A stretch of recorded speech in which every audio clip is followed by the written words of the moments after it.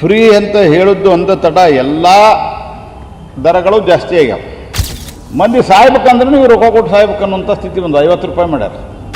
ಸುಸೂತ್ರವಾಗಿ ಸಾಯಲಿಕ್ಕೂ ಬಿಡಲಾರ್ದಂಥ ಸರ್ಕಾರ ಅಂದ್ರೆ ಕರ್ನಾಟಕದಲ್ಲಿನ ಕಾಂಗ್ರೆಸ್ ಸರ್ಕಾರ, ಭ್ರಷ್ಟ ಕಾಂಗ್ರೆಸ್ ಸರ್ಕಾರ. ಈ ರೀತಿ ದುರಹಂಕಾರದ ವರ್ತನೆ ರಾಜಕಾರಣದಲ್ಲಿ ಇರೋರಿಗೆ ಒಳ್ಳೆಯದಲ್ಲ.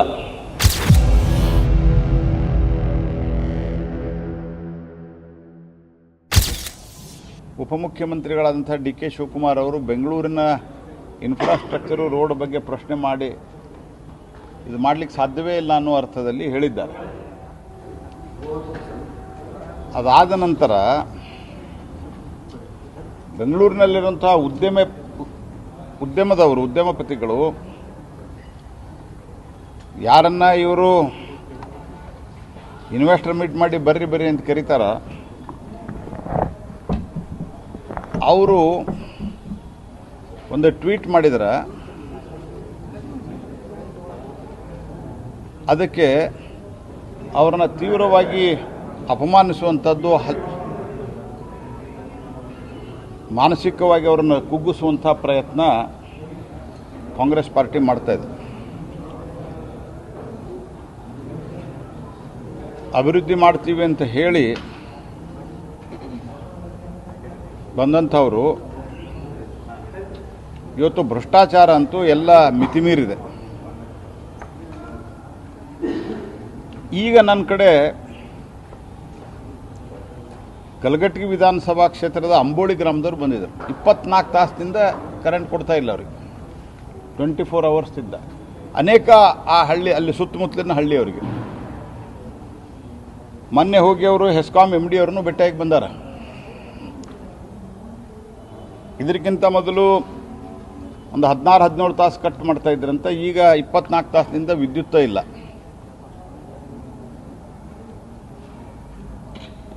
ನೀವು ನೋಡಿದರೆ ಮೊನ್ನೆ ಸಬ್ ರಿಜಿಸ್ಟ್ರಾರ್ ಆಫೀಸ್ಗೂ ಕರೆಂಟ್ ಇರಲಿಲ್ಲ. ಕೋಟ್ಯಾಂತರ ರೂಪಾಯಿ ಸರ್ಕಾರಕ್ಕೆ ರಾಜಸ್ವವನ್ನು ಸಂಗ್ರಹ ಮಾಡುವಂಥ ಒಂದು ಇದ್ರೊಳಗ ವಿದ್ಯುತ್ ಇರಲಾರ್ದಂಥ ದುಸ್ಥಿತಿ.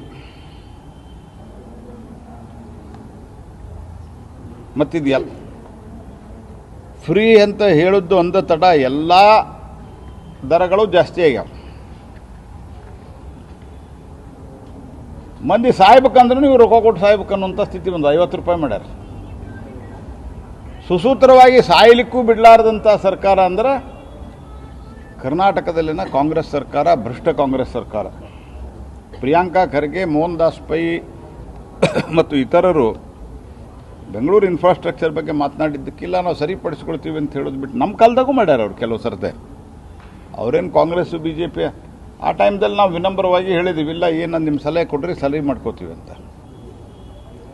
ಈ ರೀತಿ ದುರಹಂಕಾರದ ವರ್ತನೆ ರಾಜಕಾರಣದಲ್ಲಿ ಇರೋರಿಗೆ ಒಳ್ಳೆಯದಲ್ಲ. ನಾನು ಹಿಂದಿನೂ ಒಮ್ಮೆ ಹೇಳಿದ್ದೆ, ಕನಿಷ್ಠ ಪಕ್ಷ ಈ ಪ್ರಿಯಾಂಕಾ ಖರ್ಗೆ ಅವ್ರ ತಂದೆಯನ್ನಾದರೂ ಸ್ವಲ್ಪ ನೋಡಿ ಕಲಿಬೇಕು. ಅವರು ಇಷ್ಟು ಚಿಲ್ಲರೆಯಾಗಿ ಮಾತಾಡೋದಿಲ್ಲ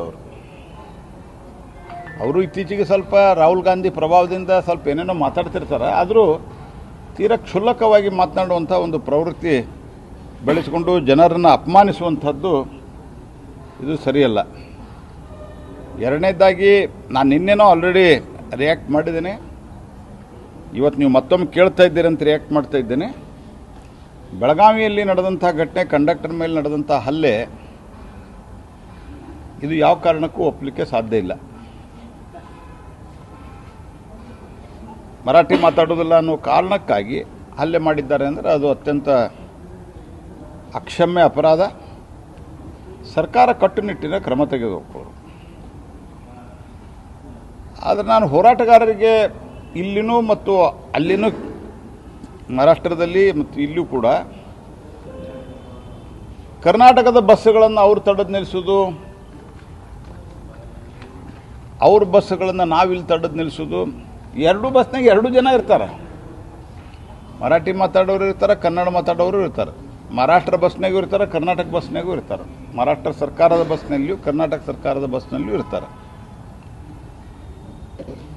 ಹಾಗಾಗಿ ಅವ್ರ ಮೇಲೆ ಅತ್ಯಂತ ಕಟ್ಟುನಿಟ್ಟಿನ ಕಾನೂನಿನ ಕ್ರಮವನ್ನು ಸರ್ಕಾರ ಕೈಗೊಳ್ಳಿ. ಅದ್ರ ಬಗ್ಗೆ ನಮ್ಮ ಸಂಪೂರ್ಣ ನಮ್ಮ ಪಾರ್ಟಿದು, ನಮ್ಮದು ವೈಯಕ್ತಿಕವಾಗಿ ಬೆಂಬಲನೂ ಇದೆ. ಆದರೆ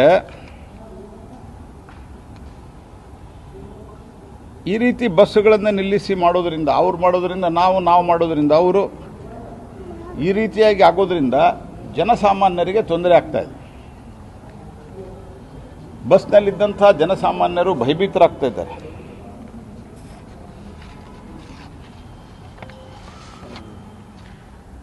ಆನಂತರ